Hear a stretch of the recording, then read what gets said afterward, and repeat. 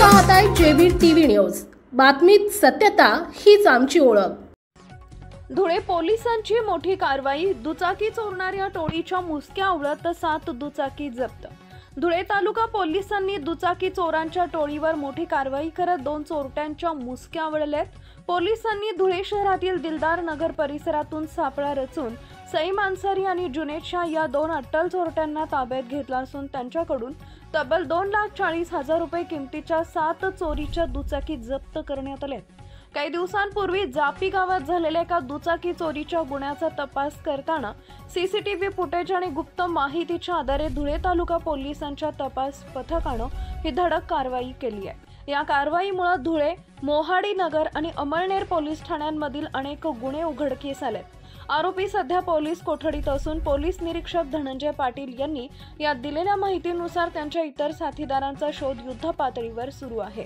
Police अधीक्षक श्रीकांत धिवरे आणि अपर police अधीक्षक अजय देवरे यांच्या मार्गदर्शनाखाली धुळे तालुका पोलिसांच्या तपास पथकाने सदर दमदार कामगिरी केली आहे। प्रतिनिधी परीक्षित परदेशी, धुळे।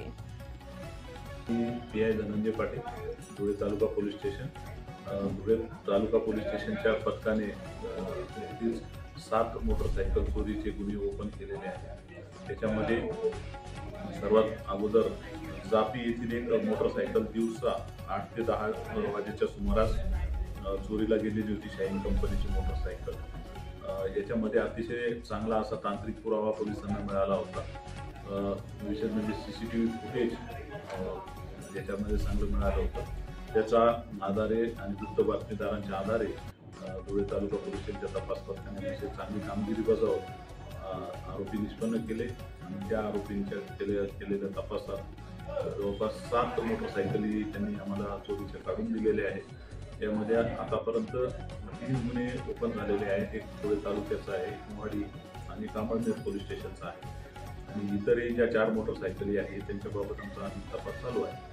अतिशय चांगली कामगिरी केलेली आहे। सध्या प्रत्येक व्यक्तीजवळ मोटरसायकल आलेली आहे। मोटरसायकल चोरीपासून बचावासाठी मी नागरिकांना असे आवाहन करू इच्छितो की जे हँडल लॉक आहे त्याच्याबरोबरच एक एक्स्ट्रा लॉक जे चाकाला लावलं जातं कमी किमतीचं आहे, 300-400 रुपयापर्यंत जाऊ शकतं, परंतु ते लावण्याची आवश्यकता याच्यामधून दिसत आहे।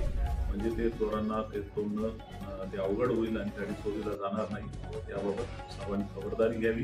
दुसरा मुद्दा अजून एक, गाडीचे इन्शुरन्स हे दरवर्षी रिन्यू केले पाहिजे, कारण किंवा एकाच वेळी 5 वर्षापर्यंतचा इन्शुरन्स तरी विकत घेतला पाहिजे, याची काळजी सर्वांनी घेतली पाहिजे। आपल्या परिसरातील महत्त्वाच्या बातम्या पाहण्यासाठी आजच आमच्या जेबी टीव्ही न्यूज चॅनलला YouTube वर सबस्क्राइब करा